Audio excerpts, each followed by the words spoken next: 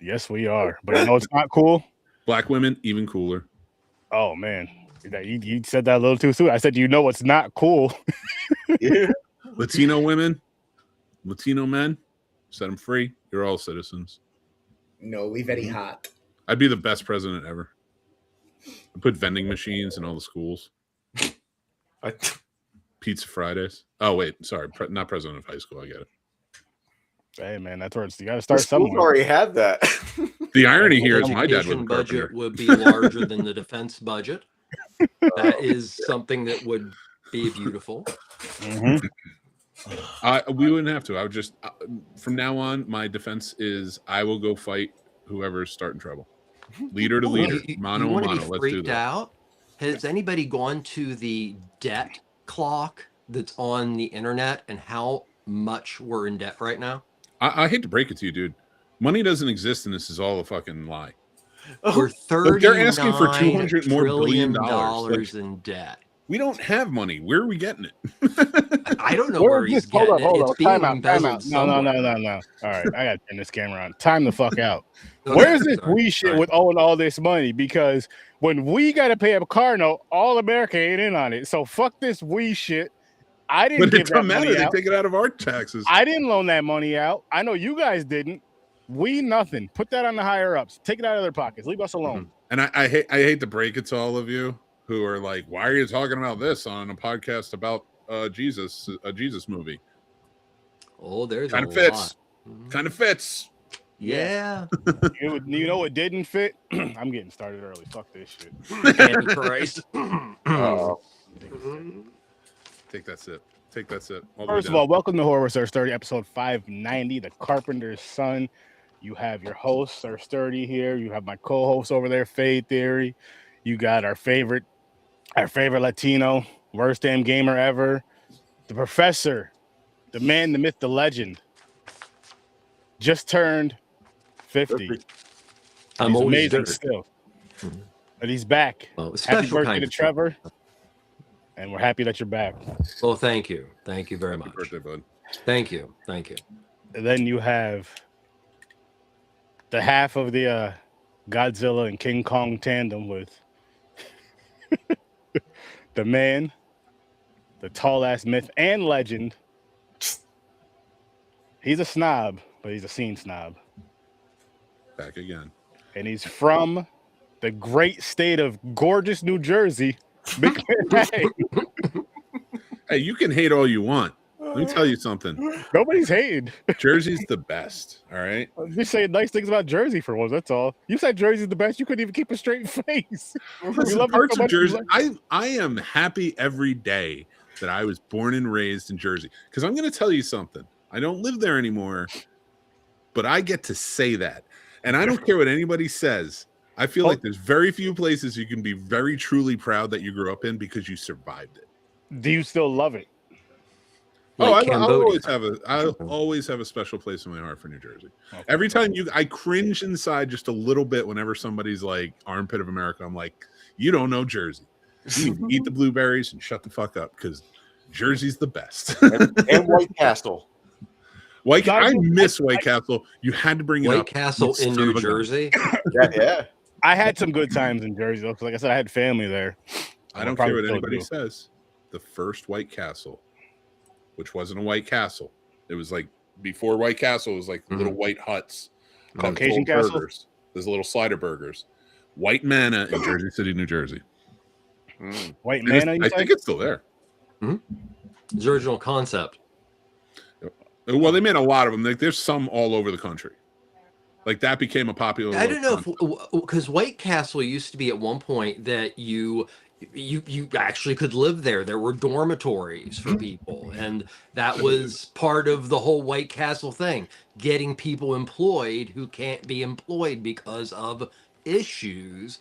And I'm sure they don't still do that, but that used to be the White Castle recipe for God how to forbid staff. business owners actually gave a shit about.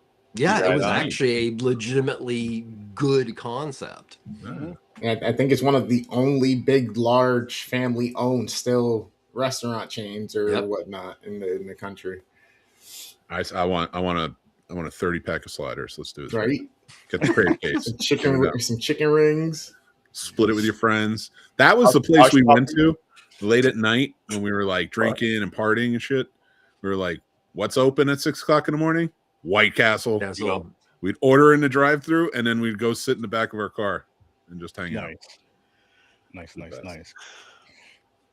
Oh man, so we're here tonight, and like I said, we're gonna be talking about the Carpenter'S son. Nicolas Cage was in this, and he was in this a lot. And I tried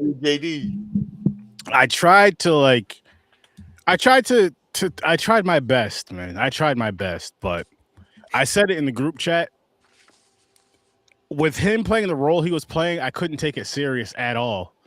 Like, I don't know if it's his overacting. I don't know if it's bad acting. It's not. I'm not even talking about my disdain for the guy. That's different. I'm talking about the actual movie right now. We're to get to that later. That's all the time. Fuck Nicolas Cage. See, but anyway, like I couldn't take him serious, and it took me out of it. Like even the roles where it seemed where you felt it was supposed to be emotional between him and his son, to where you may feel something.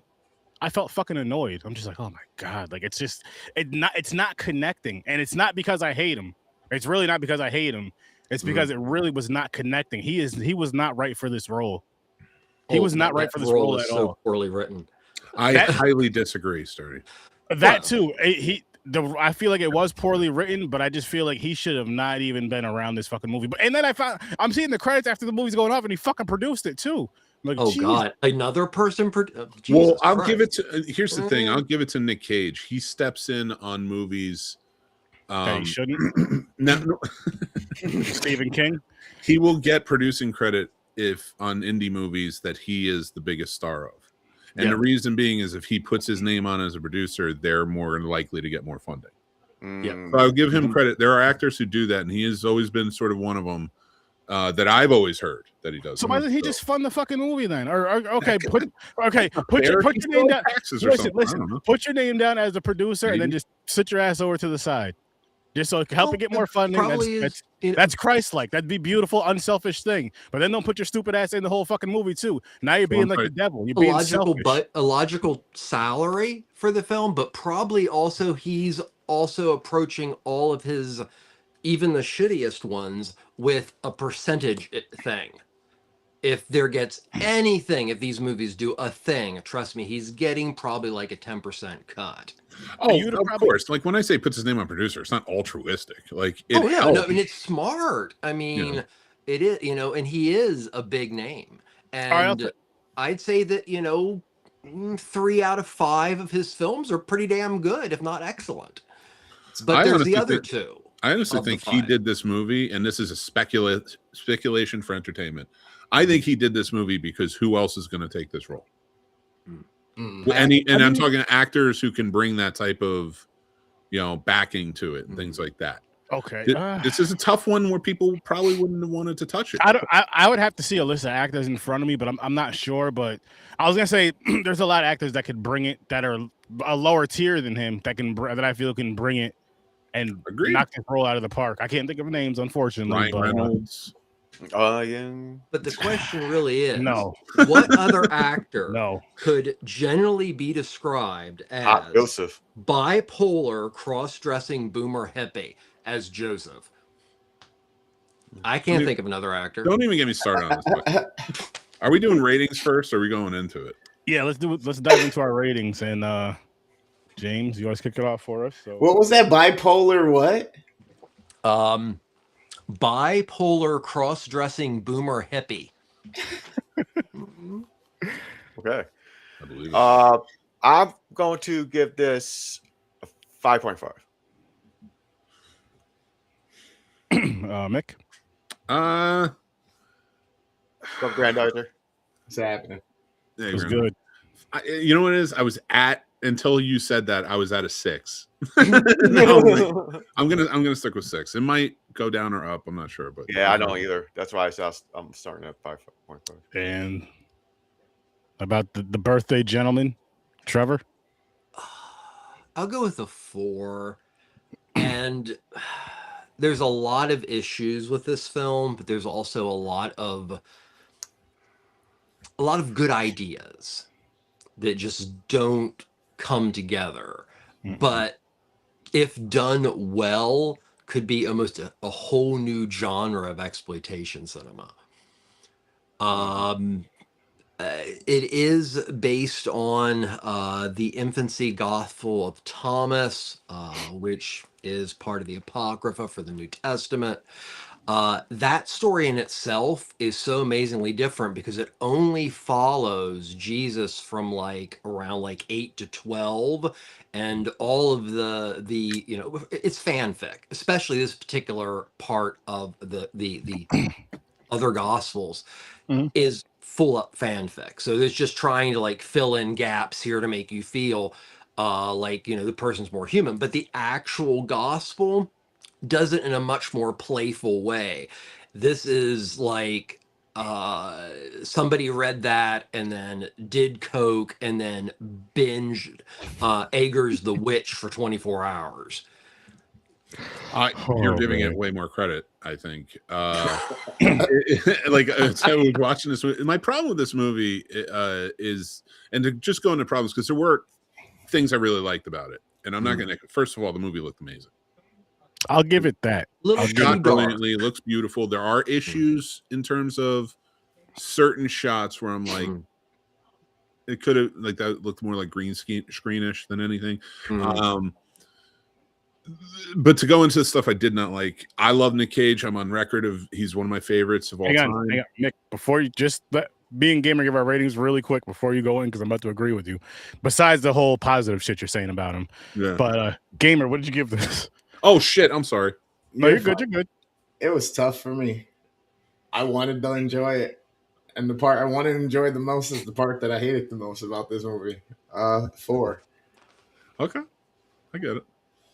Listen, I'm giving this movie a 1. My wife told me earlier she was giving this a 2, and she actually likes Nicolas Cage. I can't fucking stand him. Wow, nothing redeemable about this movie for you? The visuals. That right there Bad gets Lieutenant 2.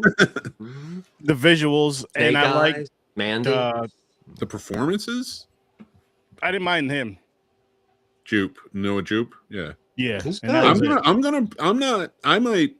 We might get in a little scuffles tonight because I'm going to defend him in this movie. I think he was the best actor in this. Yeah. No, that's what I'm saying. That's all. There was the visuals and this kid here, Noah Jupe. Other than that, then you had that one chick that looked like 11 from Stranger Things. Well, she was playing Satan or Satan. Yeah. Which is in the Bible. It's the only time we actually really hear that. As they say in Indonesia, Satan. Well, they say it in the Bible. Yes. Satan, Satan is in the Bible. That's the only time you really get that portion. And that's why it's attributed to the devil. When in actuality, it's been speculated it could mean God. Anyway, I don't want to get into the whole that side of it. But the actors in this, there are some impressive actors, especially some Middle Eastern actors that are in it that really, I thought, brought it. They understood like kind of what they were going for. This was billed as a horror movie about Jesus, starring Nicolas Cage as Joseph. That's how they sold this movie. I would say this is more of a biblical, cerebral horror film. See why I don't say like big words, James? Because I can't talk. I'm an idiot. I write. So we were talking about it earlier, but this movie for me, like the things I didn't like about it. One, as much as I love Nick Cage and I love him when he shows up, I liked him in Jiu-Jitsu. And that's a bold statement with that movie if you've ever seen it. But I liked his craziness he brought to it and who he was. He was miscast in a major way. I get that this as a stepfather and as a Catholic, a grown-up Catholic, and I don't practice, but I am faithful and spiritual. This is a movie that could have pushed so many boundaries and been really good, and it pulled its punches, and it gave us Joseph, who's supposed to be the main character, especially building out that first act. and in the franticness of trying to protect this child, and that he realizes is bigger than himself, and it's not even his child, but he's still in it. He's going to do it however he can and keep him safe for as long as he can, and just the internal turmoil between his faith and what is called upon him and everything else. Like that is heavy in a story. That is beautifully heavy in a story. And when I heard about this, I was like, I want that, but I know what Nick Cage is going to give me, because he's limited in that heaviness. This movie, you're going to get mad at this. This movie deserved an actor of a Shakespearean type. And I have an idea who would have been cool. Ian McKellen. Is he the dude that played Gandalf or that played fucking Magneto? Yeah. I literally was thinking that when we was talking about it behind stage. I don't think they would have ever done it because he's so much older and nobody likes to, even though Joseph was that much older than Mary, they wouldn't want to, maybe he's a little bit older. But they put it around 90 that he might have died. But anyway, regardless of all that, I felt like an actor like that in this movie, first of all, there's going to be some good rewrites. You're never going to get them for this level of movie. But this was a heavy enough subject where we could have had something really good, and the ball was just dropped. But there are things I do really like about it, and as we go that route, I'll talk about it. No, I agree with you 100%. And again, like I said, it's not my hate for Nicolas Cage, and I agree with you when you said it should be that type of actor versus what we got, because it's going to tell the story so much more. It's going to make people want to pay attention to this more, want to really watch this, and maybe even watch it again. And maybe even put it in the discussion of one of the better horror movies that came out last year. Because the story, because if it's written better and replace him and maybe one or two other people, but the rest of the cast wasn't bad, especially for the roles that they had. It could have been a really at least a halfway decent movie in my opinion, because I think it sucked. I'm not gonna lie to you guys. What do you think about this? I'm gonna throw out another actor who's I think is a better actor, or has been a better actor in the past, but is on the same level as Cage now. Russell Crowe. Yes, that would have. Yeah, I could have seen Russell. And Crowe. I mean, we've seen Russell Crowe not in this role here, but at least that religious horror. So he has that. He has that. You already have that comfortability with him playing that role. He has the look for the role. He has the sound for the role. And like I said, we've seen him in like The Priest. It's more. It was more of like seen him exorcism. around It's more of like a priest / exorcism type of role. So exorcist, you know what I mean. So I mean, I'm not saying it's the same, but you have the religious connection to it, and I think he could pull it off. I think he would pull it off really well, actually. And now I wish that happened. I think Gerard Butler or the guy from what's his name, Keith Urban from The Boys. I think they could have done a decent job too. Keith Urban, no, not Keith, only because he's somebody else. He's a singer or something. Carl Urban. Carl Urban, yeah. I was just watching Lord of the Rings, so it's like in my head. I'm not trying to correct it. No, you're good. Which Carl Urban would have been great. I like that pick. He was still alive. Harry Dean Stanton. I don't know that I could take Gerard Butler's Scottish accent as Joseph, though. Jesus, get over here. Started on that guy. Great now. Was it the How to Train Your Dragon movies? I love them. Yeah. Okay. Yeah. That's the only thing. Otherwise, good actor, and he would have brought that gravitas heaviness to the role. But just that Scottish accent. I was just thinking about him in like 300 and shit. You know what I mean? But it was I get it. I absolutely do. But you know what it is? Like, I think this movie and Nicolas Cage's accent got to me. So like to me, I'm like, I'll take an old Shakespearean English type, but you give me much more. You give me an American. Was that what he was trying to do? Like the accent?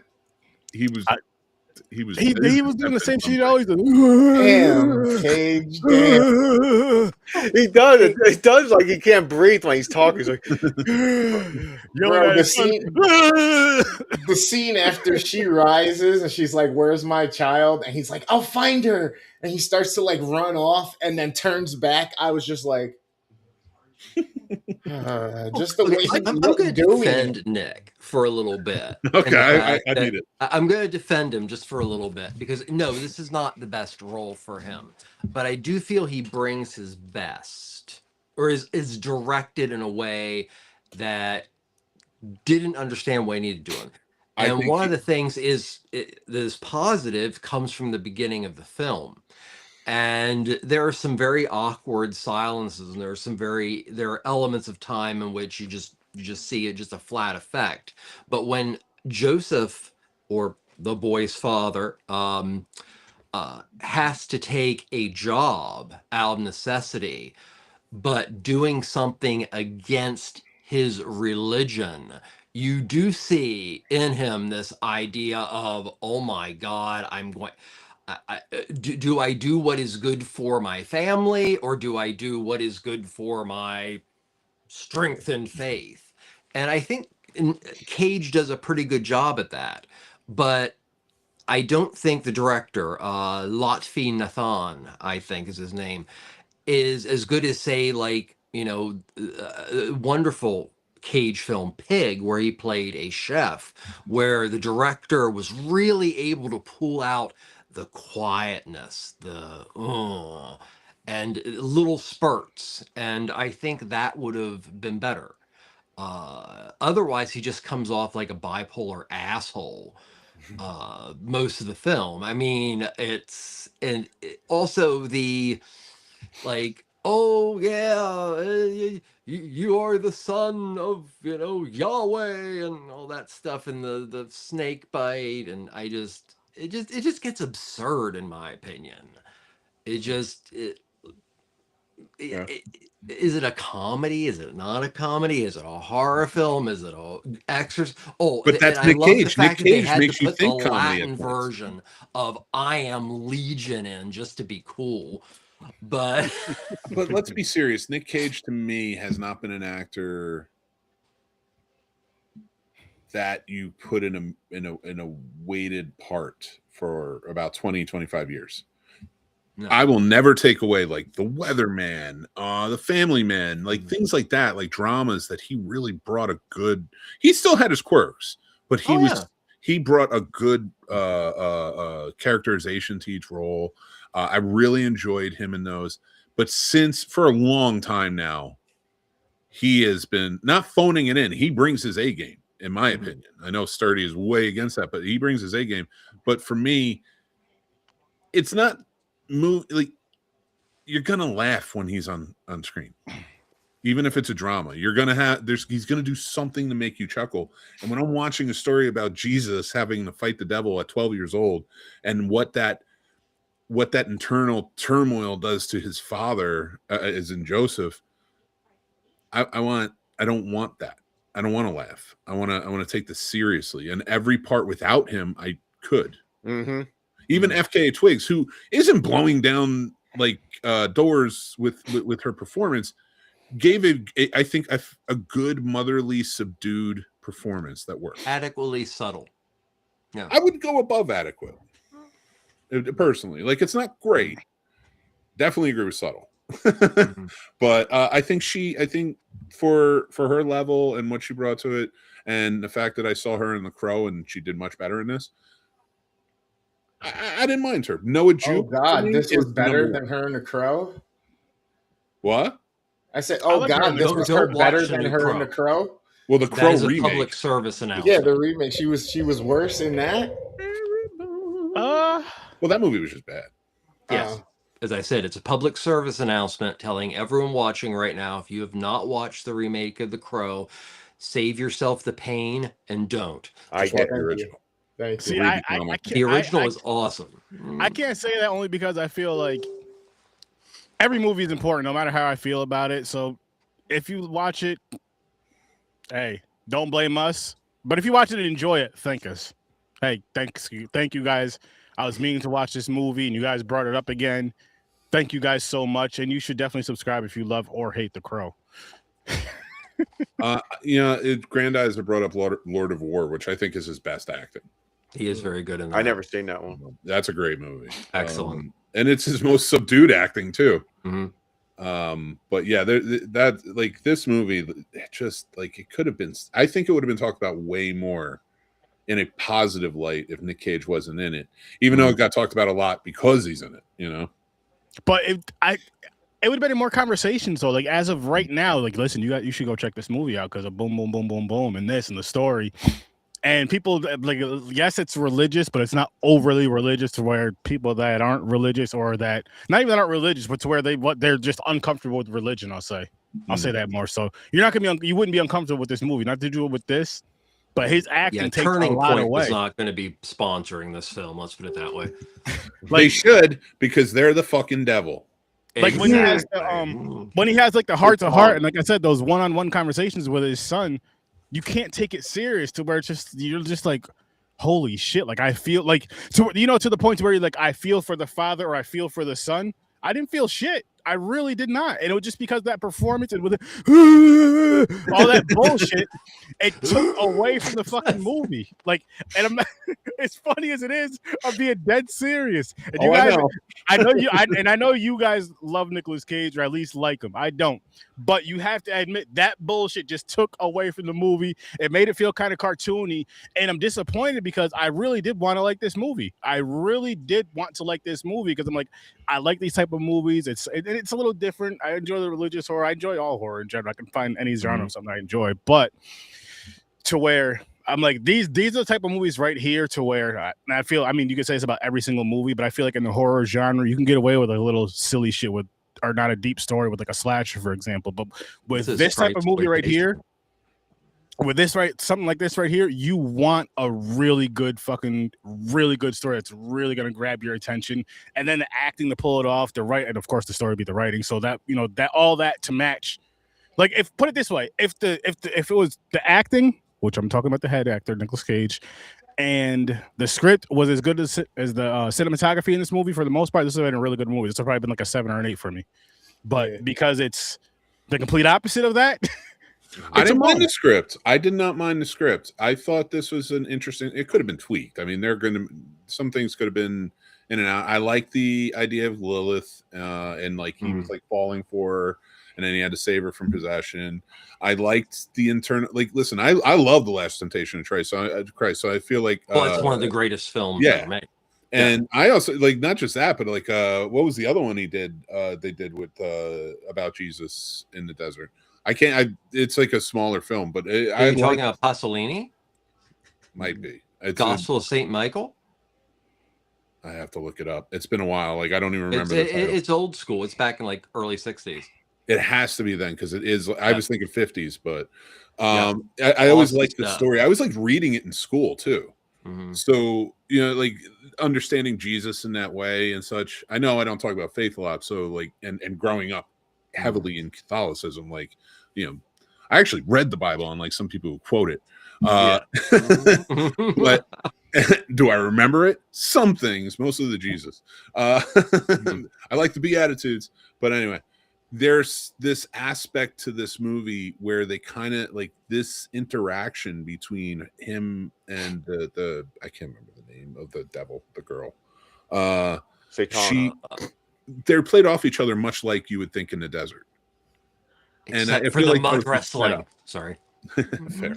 But I liked that aspect of it. But I like the aspect of it where they're not secluded talking to each other. She wants it out in the open. So like she came to him in public rather than the devil's greatest, trick and such, and out in the desert and the temptation.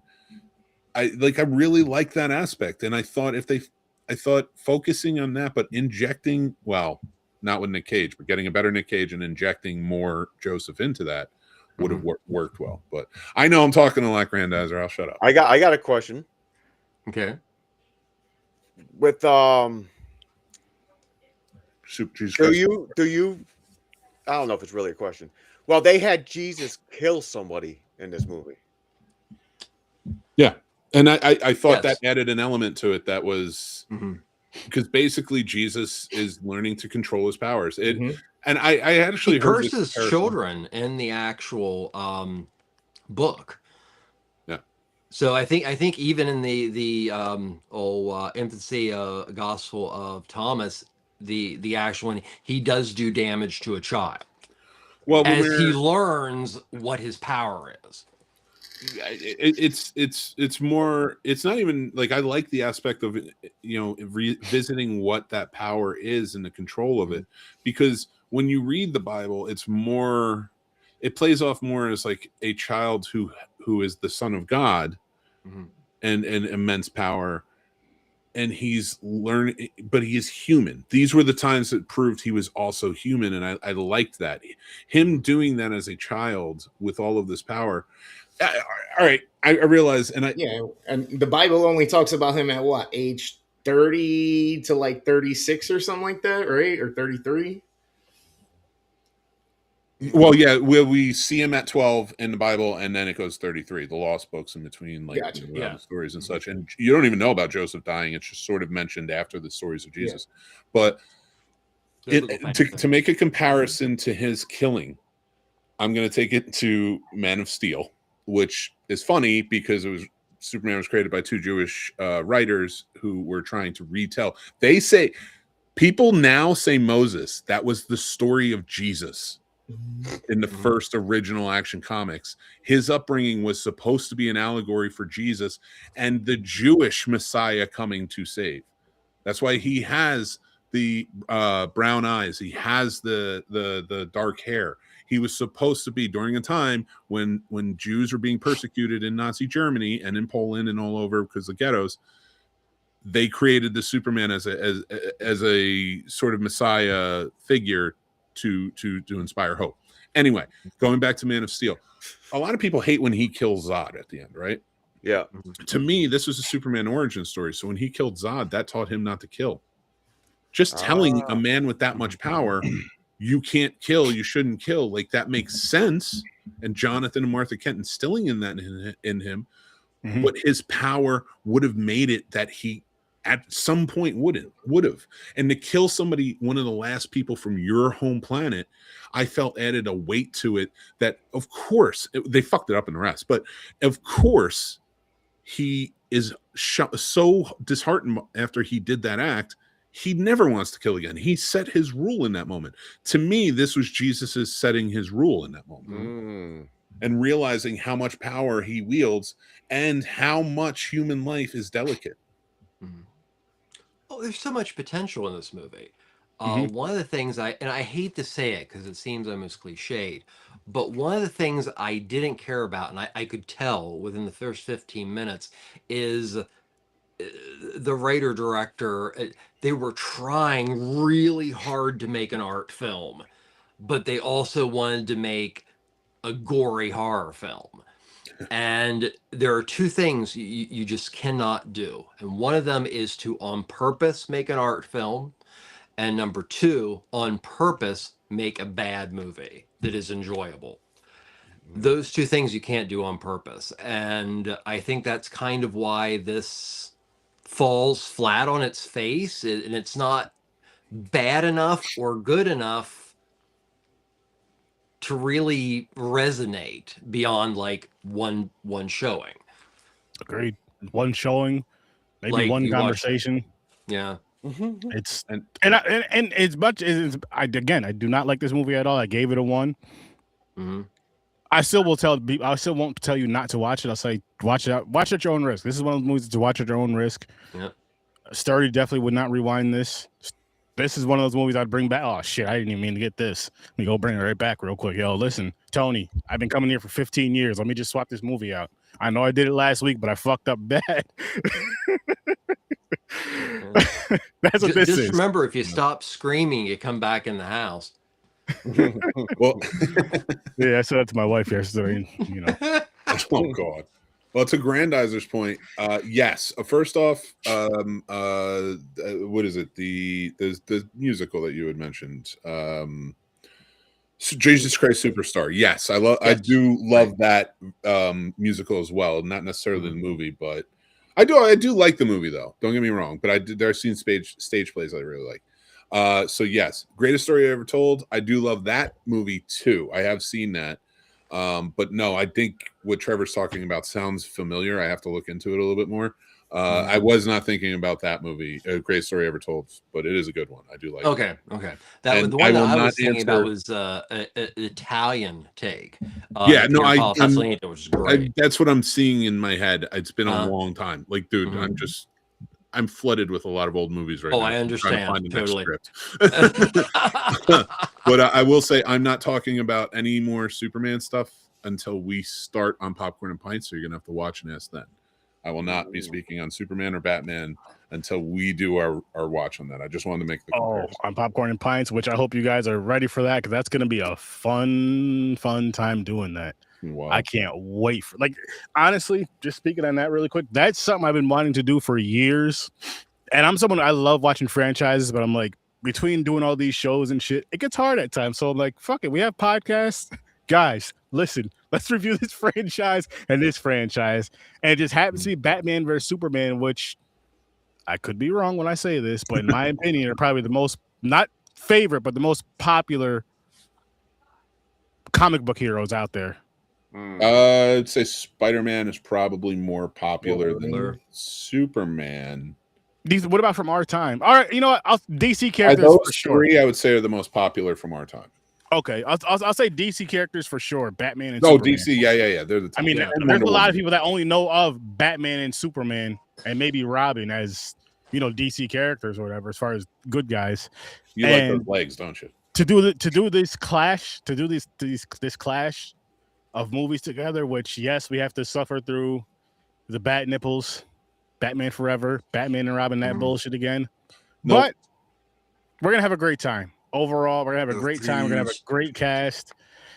And we got some fun things lined up. I'll save my rants for. We got some fun things lined up. Oh, I'm saving my rants too. I'm just saying, I just can't wait to, because like all the Batman movies I've seen, well, besides like the older ones, all the Superman movies I have not. There's a lot of Superman I have not seen, so I'm finally getting to see those in a couple of months. You guys need to be there 8:00 every Saturday on Popcorn and Pints. He was a 34-year-old. No. Listen, we'll get there. We'll get there. And to answer your question, we are doing the Supergirl movies from '84 and the new one. Oh, wow! The end of the Batman Superman. At the end of that whole.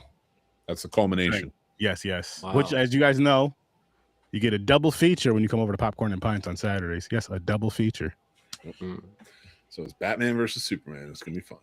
But that's a little bit down the road. We got just excited because of the Jesus. Are we? Can I ask you one question about that though? Are we going to pick our favorite out of each week? I feel like we almost have to.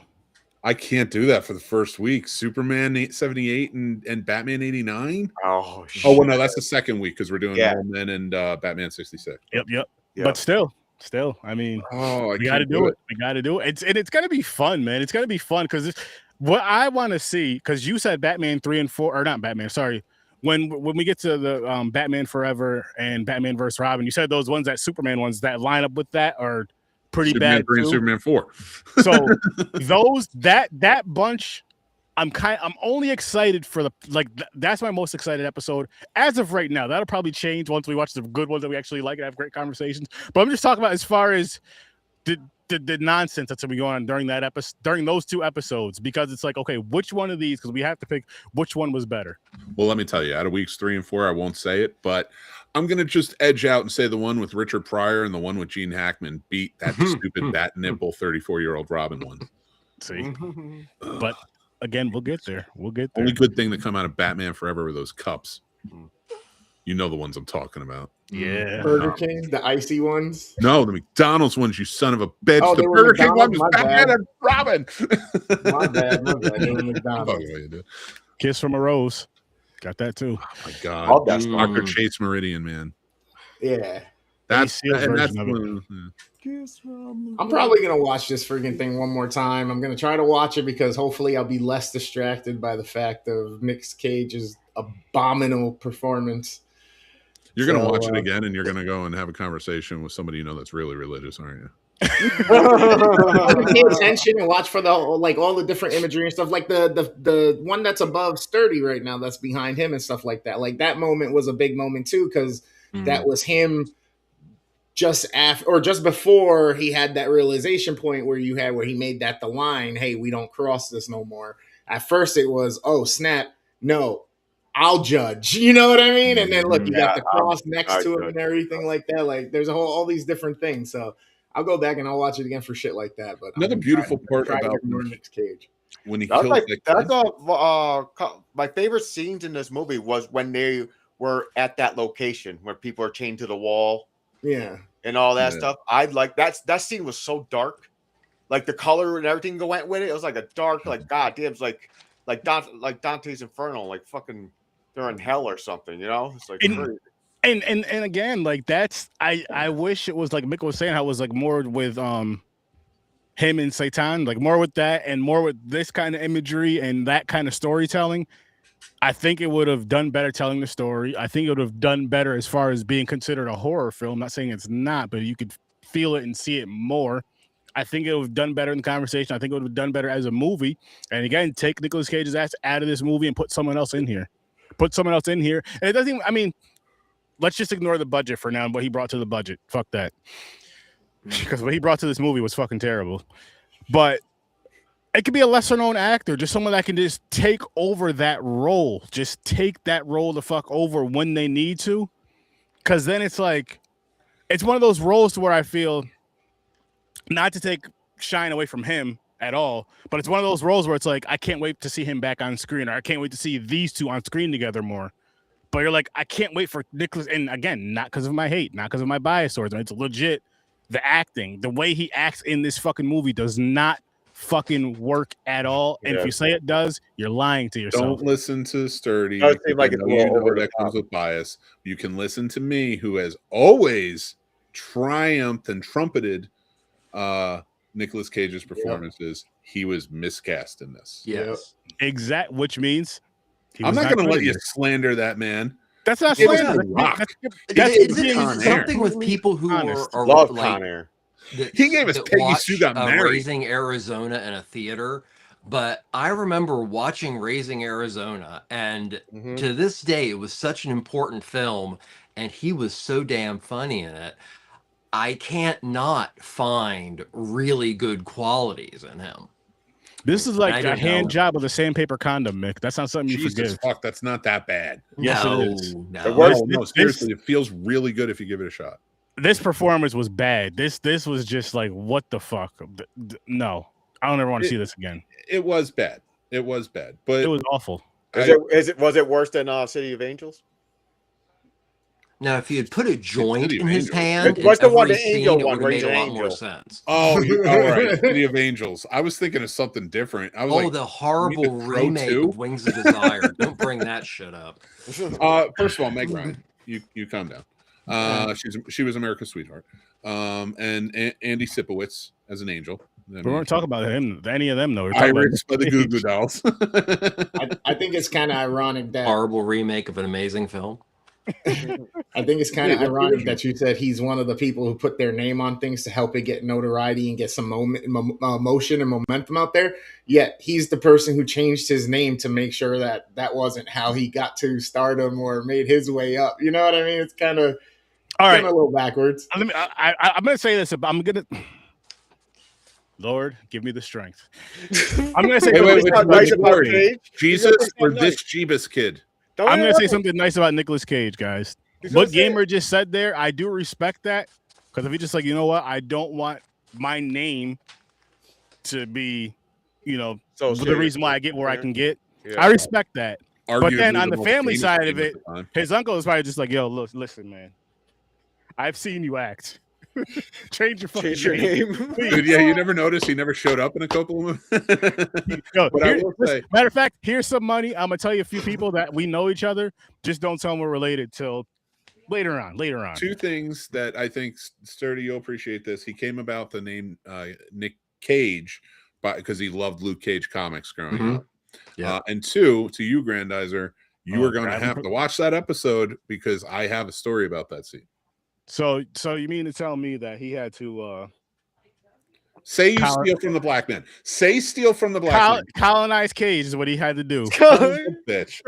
He had to colonize Cage. Colonize Cage. This is just getting better and better. So let me ask you. But no, that's cool. That's cool that he's a fan of Luke Cage. I'm not mad at that. I don't give a shit about that. But I'm gonna say what I gotta say. I'm gonna say my jokes and all that. And he colonized Cage. and he messed this movie up. So are we not allowed to like enjoy anything that is produced by the black community and culture? Oh, of course you are. Then we can't like frame identity parts of us around it. As long as it's not the penis. Well, no, I mean nobody's gonna measure that. But no, like, although there is an amazing amount of phallic imagery in this film. Yeah, there really is. Yeah, the with wooden that snake, question, though, Mick, Jesus Christ. Yeah, with that question though, Mick, I would say, if you're giving, and this goes to anybody, I don't care what race, what color you are, give the person before you credit that you're borrowing from or you're inspired by. Don't pull it as your own, because everybody does that. If every single fucking color pretends that they made it up, you didn't. I may be wrong, but I'm going to say this. I think hip hop and the culture of hip hop and how it is spread all over the world. And I will not say colonized by the world. I maybe too much. Like calm down a little bit, but like not the actual hip hop culture. White kids. I mean, so I mean, everybody did not want that to be successful, and look where it is now. It is a culture. You know why? Because it's the most accepting. What? Because it's the most accepting. As far as music goes, I feel like it's the most accepting. Yeah, but I mean, like now there's like it's cool as shit though. Like I mean, from we were growing up as kids, you've seen the commercials with the hip hop influence. I mean, what was it? The '90s, late '90s, early 2000s, the rapping grannies and damn near every fucking movie for a while. And I'm not saying that. But it's a part of that though. Like I know it's all over the world, so where you see like other cultures that have their own version of hip hop, which I think is fucking amazing. Check out the Asian cultures; they fucking kill it. Like I'm just like I don't know what he's. I'm like I don't know what he's saying, but he is spitting some bars right now.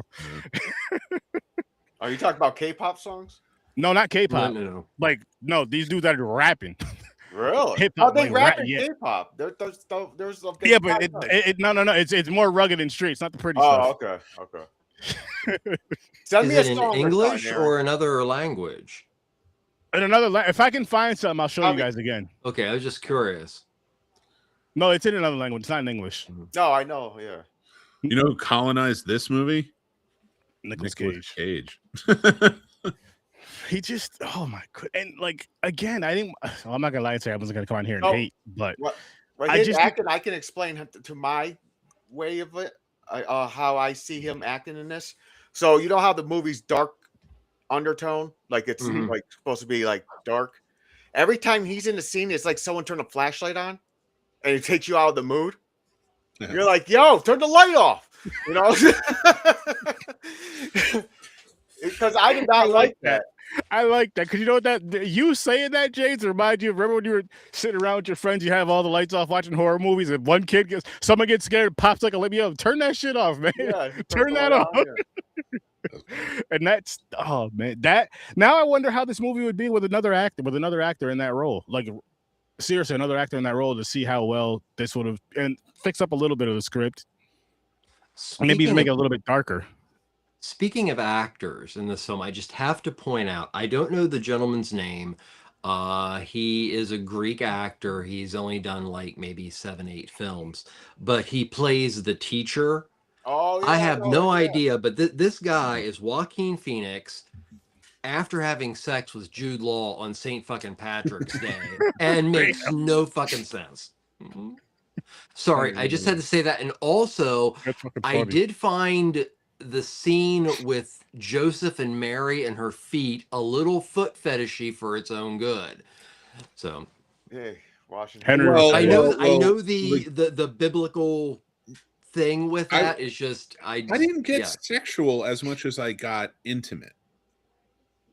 Like, and that was an intimate thing. It was actually watch it was a huge deal. Again, it didn't seem intimate with him though. It just seemed like an old dude rubbing some young chick's feet. Well, no.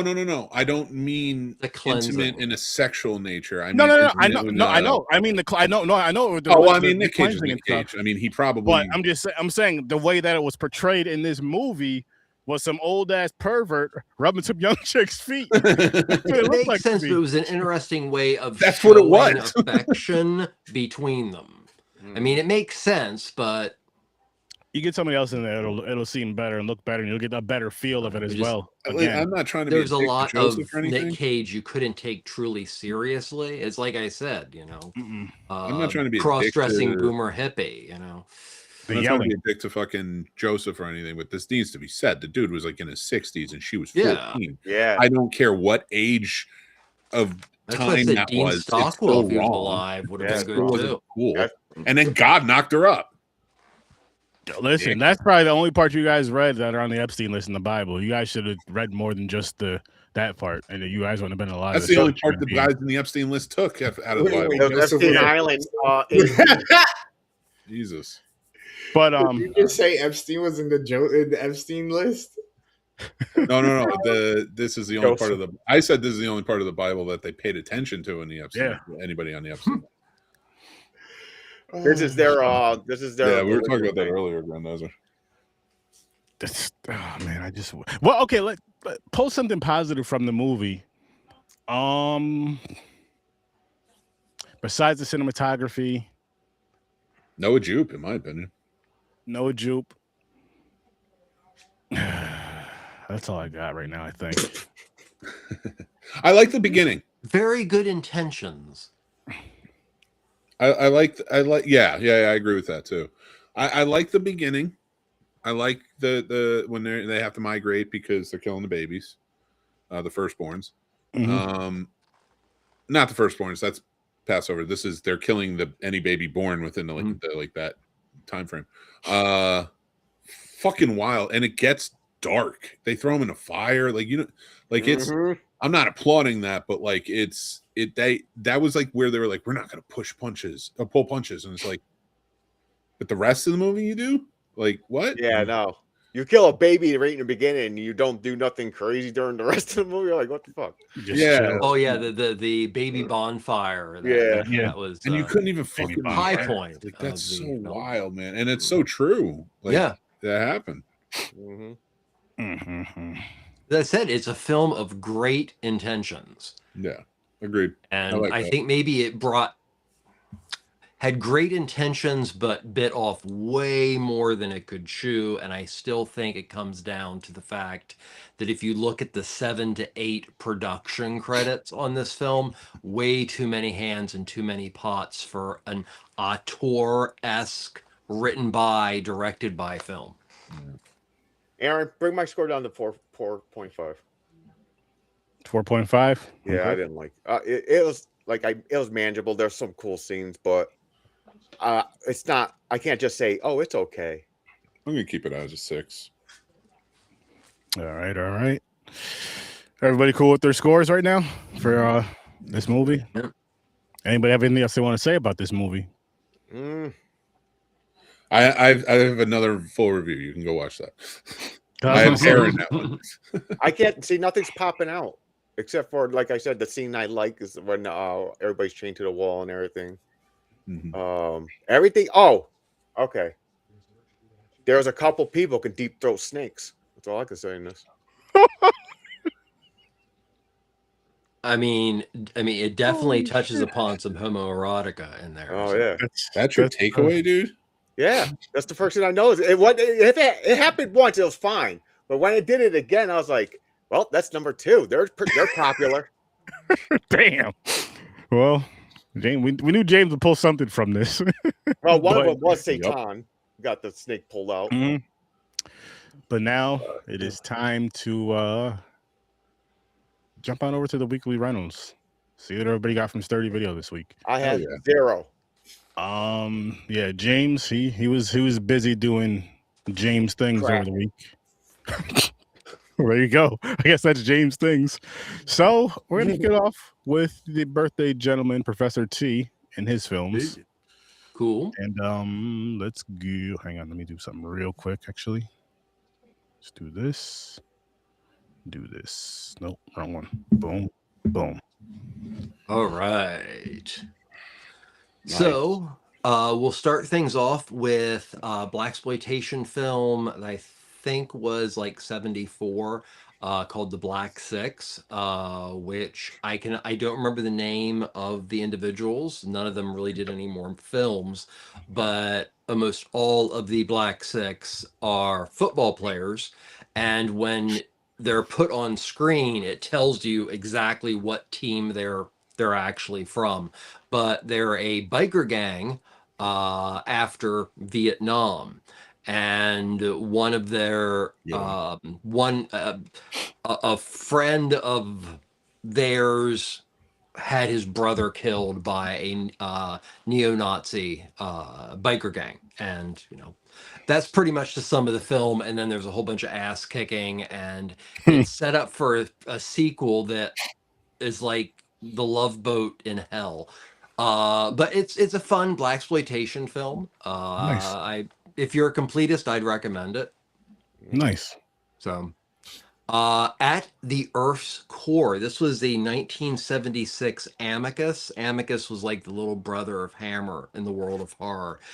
Starred Peter Cushing. Of course, it's based on the work by Edgar Rice Burroughs. Very kid-oriented, but really beautiful sets and some of the worst suitmation you will ever see. Can I really recommend it? Unless you're a Cushing head, not a lot. But if you love Peter Cushing and you just have to see it, it's worth seeing. 1,000% I'm seeing this. Yeah. So we have here. You spoke to me on this. Oh, Stolen Face, man. Wait, so It's Stolen Face is amazing. So this is Stolen Face is an early Hammer film, and it also marks one of their first forays into the concept of the supernatural. Now, this film came out in 1952. That is 8 years before Eyes Without a Face. This film is about a high-end plastic surgeon who falls madly in love with a woman, but never really gets up the ability to communicate it, and decides that he's good enough that he takes a female prisoner on death row and decides to make her a replica of the woman he loves. Now, this veers definitely into the world of science fiction, but also has one major issue, which also Four-Sided Triangle has, is the female characters are way too okay about this happening. But no, I highly recommend it. It's an amazing film, and it does predate Eyes Without a Face by 8 years. I seen that movie before. Oh, Eyes Without a Face is beautiful, but this is great.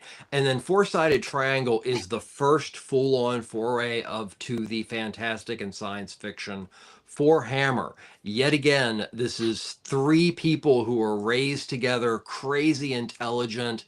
The two guys are like brothers. They go to school together.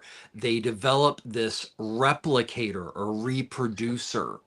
And the reproducer literally is you put something into one part, and based on all this atomic stuff and everything, you make an exact copy. So it's about the enthusiasm and all this, but it goes bad real quick because they never think about, well, what are the harmful things that could happen with something that could just completely remake weapons, could remake drugs, could do all these things like that. Well, that of course starts a little bit of discourse, but I think it's actually Robin of the two. Robin marries Lena, who is the girl in the threesome. So Bill, who's a really, really smart guy, gets really depressed and convinces Lena to get into the reproducer and make a second version of her. This goes horribly wrong. Yet again, a really wonderful film, but you want to take Lena and smack her around the face because she thought this was a good idea.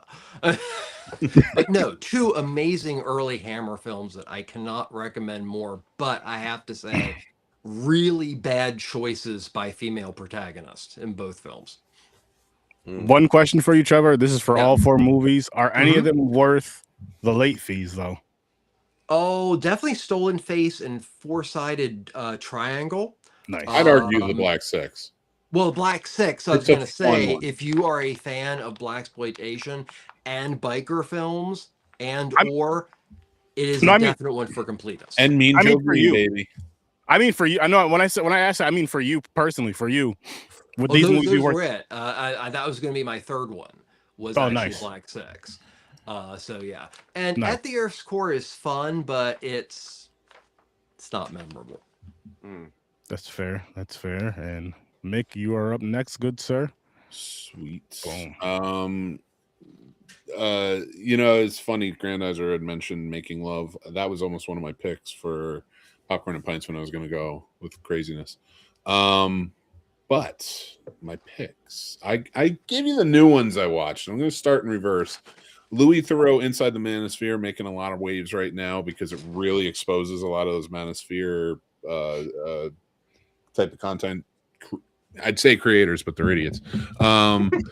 Who just, and I don't care. I don't care what you get mad about with this shit. You can kiss my ass. So the Manosphere guys, or losers as I like to call them, really get exposed here by Louis Theroux, who is also part of the Jimmy Savile expose, exposing him. And it's an interesting one. It really is. It's a deep dive into what these idiots are all about, which is nothing. They're just hollow, soulless human beings who really need to grow the fuck up and stop get out of their mother's wombs and get out there and actually become positive members of society. But anyway, to the next one, I will say these are what? Oh shit, my fault. My fault. Listen, hey. I'll go with Undertone because I want to talk about bird names last. The Undertone's a new horror movie that just came out. It's podcaster. They do creepy podcasts where they listen to recordings of hauntings and such, and then sort of like discern it for themselves whether it's real or not. And the young lady who's on the podcast just moved in to take care of her mother, and she is experiencing a lot of the things that she's hearing in the creepy recordings. I'm going to do a full review on this, but a Sturdy exclusive. Don't watch it. No, it's just, you can watch it if you want, but it is terrible. It's not going to get a good review from me, and I will go more in depth on those. The next one, though, Slanted, might be my favorite horror movie of the year so far.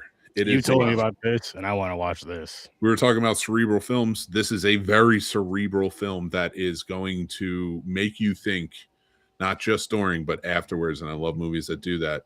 And it's well acted. It's got a lot of good stuff. I'm going to go into all the stuff I really like about it, and why it's one of my favorites, and stuff that I had issues with. But I definitely think go support that one. That one was fantastic.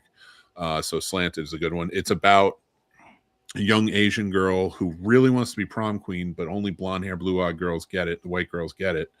And so she goes to get a medical procedure done where it doesn't just like whiten skin. It's not like the Michael Jackson, whatever he had done, where lighten the skin. She turns into a different person. Oh, wow. And it's unrecognizable. And that's the whole purpose of that sort of service is, if you want white privilege because you're dealing with a lot of racism, why don't you just join them? Sort of thing. It's it's a lot. It's topical. It brings up a lot of things to think about, and at times it's very heartbreaking and beautiful. So one of my favorites of the year. Sorry to gush on that so much, but I'll do a full review. You can go check that out. And the last one is a short film. So I have been getting into birding with my son. He's really into bird watching. He loves it. I've been getting into it with him, doing it. So we've been learning more and more. This is a new documentary that just came out last week. It's 22 minutes. It's on YouTube. You can watch it. And I can always send the link if you want it. But it's ornithological surveyors, also bird watchers, go out and they're looking for a bird called the Townsend warbler. And while they do that, it's one of the birds that's going to have its name changed soon, because Townsend was the one who discovered it or whatever, named it, was a slave owner and a piece of shit. So this is these birders going out there and talking about that, and how, because they are a different mix of races and orientations in it, and they talk about what it means to them to make the names more inclusive about birds. If you guys will hate it, because I know you like guys. it. But if you, well, no, and Trevor, you like everything, so I'd never. It's not about you, buddy. And not, you know what I mean, like everything. You're willing to watch everything. So I do support short films, and I wanted to put this out there. If you have a short you would like me to review, I will do it with respect. I will do it constructively, and I will make sure that when I do it, I will never steer away from your movies or anything like that, unless you straight up come with offense. Unless you throw something at my way that's like we mean to offend. But if you want to throw your short films out to be reviewed, please do. This one was a good watch. If you're really into birding, I think you'll really like it. Sorry. No, you're good. But no, what I do want to say about Slanted before we go on to Gamer next is just from what Mick was telling us earlier this week and in the group chat and all that other stuff, that may end up on the wheel, because that shit sounds very interesting, and it sounds like it'd be a really fun discussion, like more so than just watching it alone and whatever. Like, I would like to really have a discussion about that one, so that one may end up on the wheel. But Gamer, your turn, good sir. What's happening? All right, so I actually started out the week. I'm going to go from the other end. Just when I got done last week with our podcast, playing live on Pluto was Scream 1. So I had to sit there and start watching it because Scream 7's been making a rage. So I'm about to get down with Scream 7. So I'm starting to watch all the Screams. I will watch 7 after that. Scream, in case you don't know, it's about a bunch of high school kids with their dog that can talk, and they like snacks, and they're running around trying to figure out who's calling the home and is a masked murderer. They're trying to pull the mask off the murderer's head. I'm kidding. That is Scooby-Doo. This is by the horror great Wes Craven. If you don't know, he's done things like Hills Have Eyes and Nightmare on Elm Street.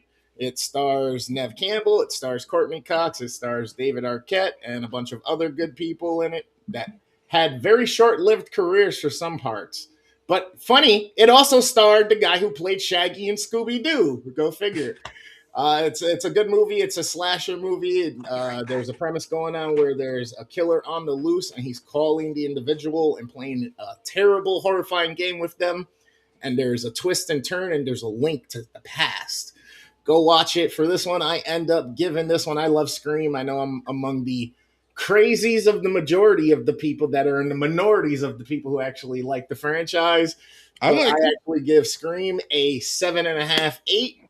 Yeah, I'm going to go with 7.5 just because it's slightly dated, but I still do enjoy it. I feel like the series has gone in a decent direction and then lost its way and now is coming back. So if you're a fan of Scream, watch Scream 7, go check out part 1.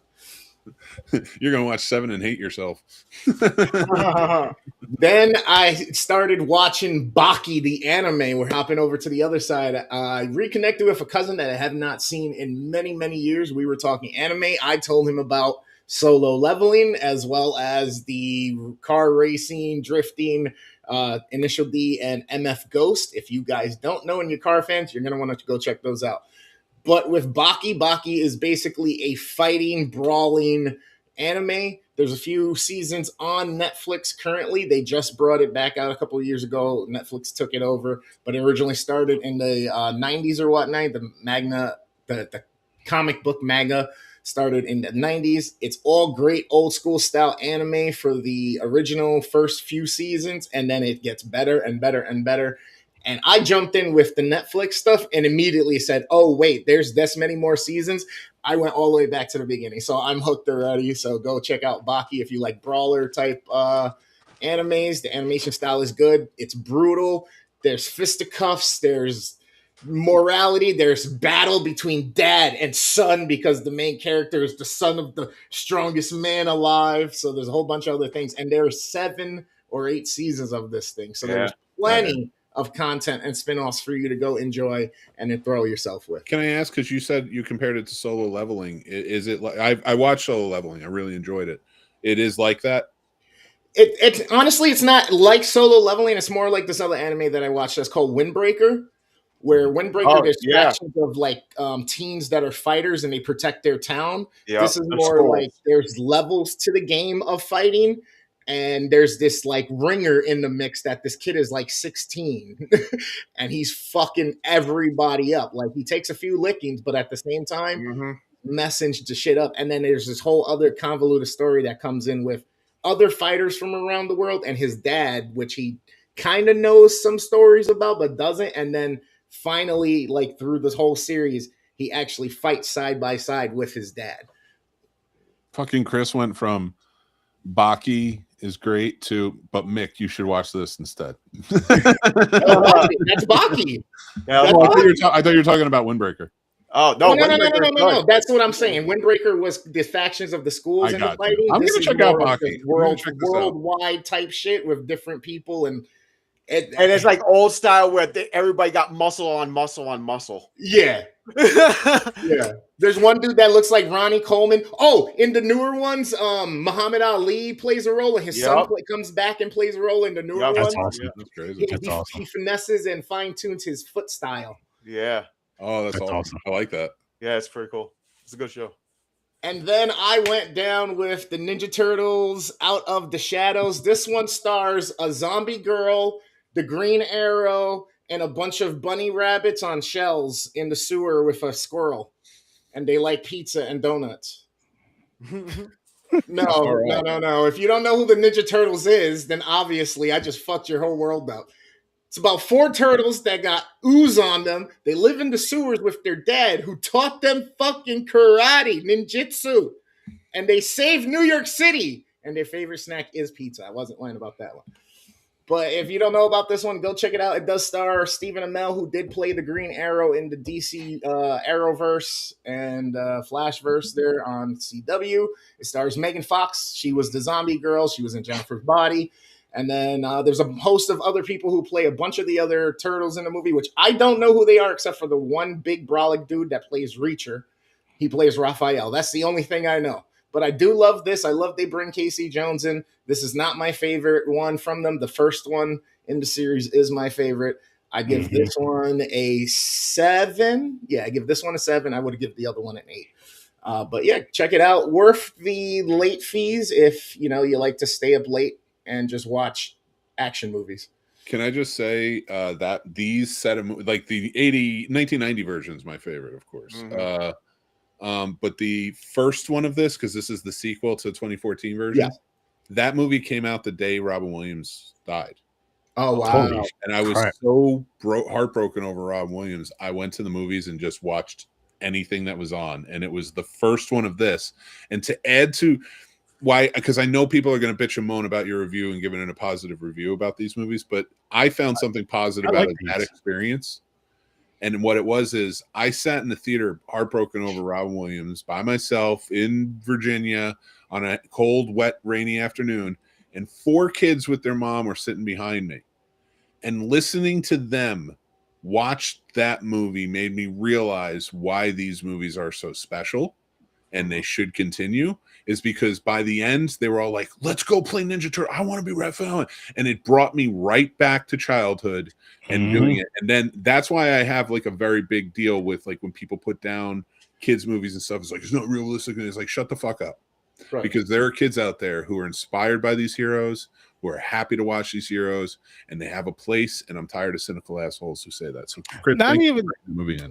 To add on, we talked about this. It's getting harder and harder for kids to even be able to have an imagination because we just tell them sit down, shut up, and here's an iPad. Nah, having an imagination is very important. But really quick, just to add on what you were saying though, Mick, for people to say that this movie's stupid, it's too kiddie, or it's not realistic. A lot of the shit that we watch is not realistic. So shut the fuck up when it comes to that. That's one. It's a superhero movie too. Yeah, like, Avengers. Like if anybody that watches Avengers said that to a child, take your hand, whatever you hit hard with, and smack yourself twice. You know who says Avengers is more realistic and Ninja Turtles isn't? Are the guys, the manosphere guys who work out and they think because they work out in the gym and they're ripped that they could be Captain America or they could be that, and like they could live this because they're at the peak, and then they rip into like the Ninja Turtles, like arguably like from an adult perspective, they are shitty movies, but from the heart of a kid perspective and having watched them again with my kids, they're fun and they have a place, and that's what we need to remember, and we got to stop being so cynical about Listen, here's what I say to those type of guys. one thing they'll have in common with the Ninja Turtles is that they're going to get an ooze on them, just not going to be green ooze. It's not going to make them masters. Damn. Haters. But with that being said, I got Gamer, last one. What is your last one? And then The Long Shot. It actually stars me and an old college friend of mine who became a political superstar. No. Dude, I get called Seth Rogen on every live I do. You can't take that from me. No, and they call me like stupid Seth Rogen too. They don't even call me like. I'm just like, oh. I can't even have the talent too. I really have fun with The Long Shot. It's kind of a cool story. Kind of an everyday man, geeky kind of stoner guy. Has a friend who is a very high and powerful political figure. She is with him for a while throughout her journey on her campaign, I guess you can say. She's dealing with some things while she's keeping in mind she wants to run for further advancement in office. And they slowly kind of develop a love. And her role in her position, it's kind of inoptimal for their type of love, I guess you can say, because of optics and politics and all these other things. It's a good time. It had me chuckling at many times. Because it is Seth Rogen, I would say it probably helps a little bit if you indulge some. I did, and I was smiling the whole time, and it helped change my mood, and it was a great time. I gave it a 7.5. A solid week this week. I wouldn't say this one's worth the late fees, but definitely worth the watch and definitely worth some time. All right. So I did watch. There's a movie. I only got 3 watches. One was a remake of the other film, which I'll get into. So I'm just gonna kick it off with Shudder and Shudder, and the one that's on the left came out in 2008. The one that's on the right came out in 2025. The one on the left, basically the same story. The one on the right took place in Korea. One on the left took place in Japan when 2 Americans moved to Japan. Basically a couple, they're driving, like the husband's a photographer and the wife's driving and she's talking, whatever, looking at her husband, and they hit somebody. It's like into an accident, like a hit and run. And from there, I don't want to give too much away because if you haven't seen it, the unraveling of it you may enjoy. So paranormal events happen that answer a lot of questions in the end as to why, things are going on throughout the whole film. Interesting concept. The one from 2025, I was not a big fan of at all, which of course was the remake, but it was the Korean, like 100% Korean in Korea, speaking the language, which I usually enjoyed the 100% more foreign version than the American version. But I feel because it was a remake, it wasn't as good. What I did find out, I forgot what I was on because I post, what I'm watching through. We're all over the place now. But on one of the posts that I posted them in, it might have been Tubi thingy. But anyway, besides the point, someone was like, they said this on the 08 version, like, this is actually a remake from 2004. I believe Thailand is the original. So I'm like, okay, now I just want to go and see that one to see if it's a little better than this one, because the 2025 one wasn't scary. Like, it was not that the other one was scary, but the elements that you would find scary from the other one, they kind of made it more silly. Like, if you watch them both, you'll see what I'm talking about. But I'll say neither one of them were worth the late fees at all. I did enjoy the one from 08 a lot better. I'll probably give that one if I had to give it a rating, maybe a 6. The other one maybe a 3 or 4. It wasn't terrible, but I'm like, it's one of those ones where it's I'm not gonna say not watch it, but again, it's just like, if you watch the 08 version, you don't have to watch this. But if you're someone who wants to watch all of them, then go for it, because I am going to go back and watch the 04 one. And then, of course, I dove back into Scrubs, guys. There you go. I was going to kick it off with season 10, but the wife said she wanted to watch the season, kick it off with, because she's never watched it before. She always said it was stupid. She's like, maybe she'll watch it now. But she doesn't understand the maturity of this show and our relationships, basically. Turk and Carla. Just Dominican Carla.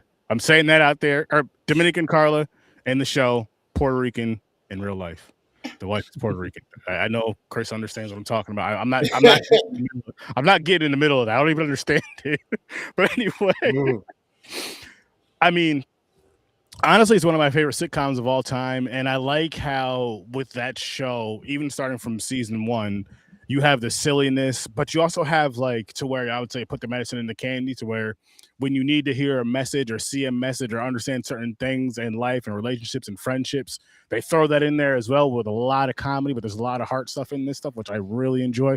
If you've never seen Scrubs before, you're missing out. You need to go back and start from season 1, which I will say this, I'm such a big fan of this show, which I haven't watched in years, ignore that part, but I'm such a big fan of this show. Like, so I would buy the DVDs, and every time a new season came out, I would start from season 1 and just watch everything all the way through. So I'm doing that now, and I cannot wait to get to the last season of this series to to be caught up, which is going to take a while because it's one of those things you watch it with the wife. I don't feel like watching it. I'm going to watch it on my own and just go back and watch certain episodes with her because I've seen. I'm going to do that with Ted right now. But yeah, that's what I'm going to end up doing. And she doesn't watch the show, so she can't get mad. You got to tune in more. Just saying. That's your show, though. I get it. But such a great show. And it's I see a lot of my friendships in these characters and in certain with JD and Turk, and just a lot of back and forth and different mixes with even with this group here, friends that I grew up with, and I'm of course with the other Chris, Caucasian Chris, Stories from a Bar, with just a lot of just the silliness and the silly quirks and stuff, but also the heart-to-heart stuff that we actually need to have. We do that. We actually really do that. We're just not doctors. That's the only difference. We're podcasters instead of doctors. I play one on TV. I would. But yeah, that was my weekly rentals. And yes, listen, Scrubs is not only worth the late fees, it's worth just keeping. I'm just gonna say that straight 100%. Out. It's worth just keeping. You rent the first season, just deal with it. Steal it. Return it again. So you'll appreciate this then. You remember Scott Foley, who played Sean on the show, Elliot's boyfriend that JD hated? Yeah. But he was like the greatest guy. And every time he said something, JD would go, "Nobody cares, Sean." Yeah. Well, that actor, Scott Foley, can't post on social media. Like, he'll post like, "Hey, my daughter was born, blah, blah, blah." And everybody goes, "Nobody cares, Sean." It's still I love it. That's awesome. That is awesome. Like, I love when shows or movies, and this goes to like acting more so, unlike this movie here with Nicolas Cage, to jump it back, but to where there's a character in a movie or a show, and like you see that person, that actor, and you're like, oh, that, like for Scrubs, that's Turk and JD forever. Dr. Cox, Turk and JD, and the rest. For this movie here, that's just Nicolas Cage. And I'm not trying to be any kind of way, but there's something about that though, to where it's like locked in. It's locked in. Alfonso Roberto, Fresh Prince, Carlton. You know what I mean? There's certain characters, and I think that's it may suck for them as far as work goes. But I think it's such an amazing thing as a fan of certain films, even on like Indiana Jones. Boom. No. But he has a few. No. He has a few. Han Solo. No. Sorry. Jack Ryan, Han Solo. But he has.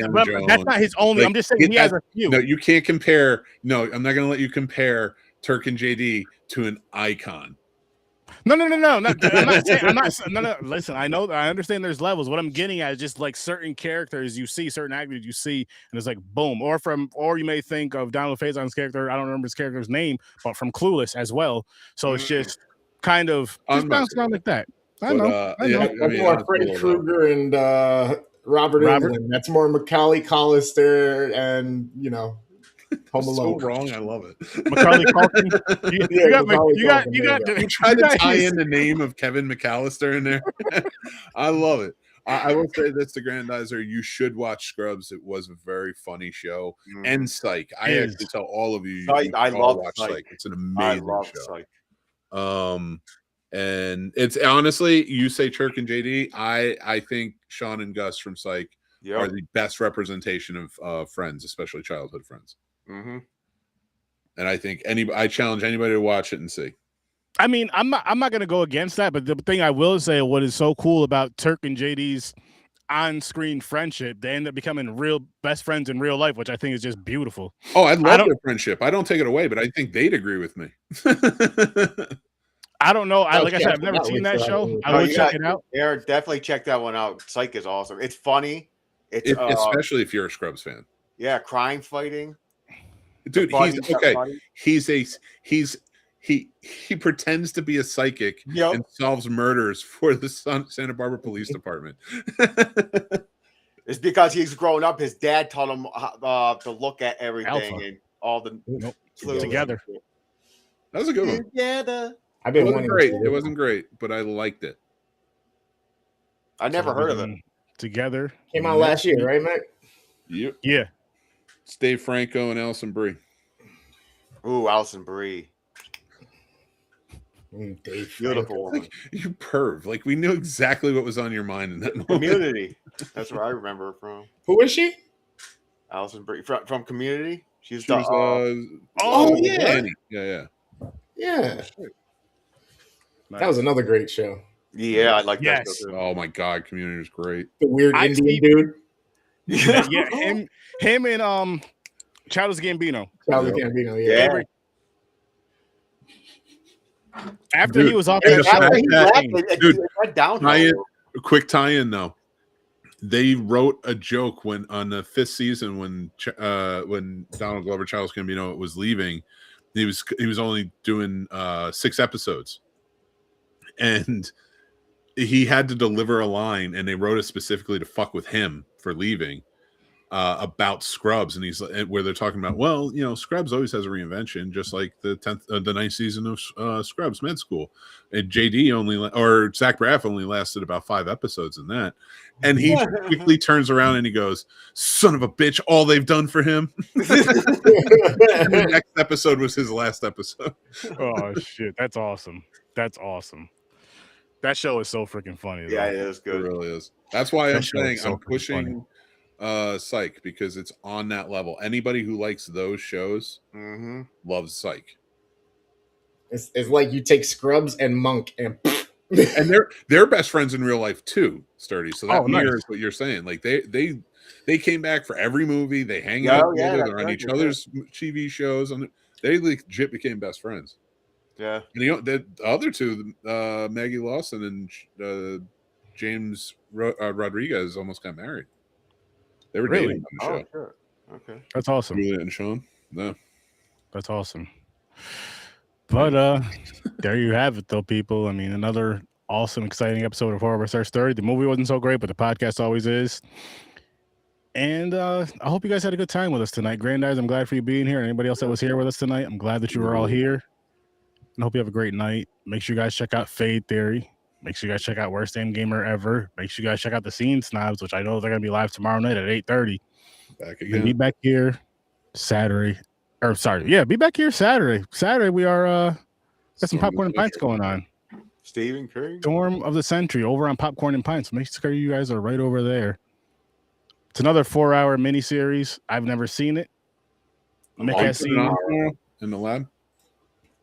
Maybe because I think the wife wants to watch all the Stephen King stuff. Oh, I don't blame you. I'll keep you posted. All right. So yes, be there, and then of course next week for Together With Us. Together With Us. We're close, but we didn't grow up together. Not saying we're not close, but definitely best friends in the office. I don't think have we're like not grown up together, but they have been inside each other. Nah, that was surgery. Warm like apple pie. Took out his appendix. James is just like, I was knuckle deep. But again, we're gonna have it. We're getting out of here. Grandizer, you two have a safe weekend. Hope to see you Saturday on Popcorn and Pints. I'll see you in your nightmares. Peace.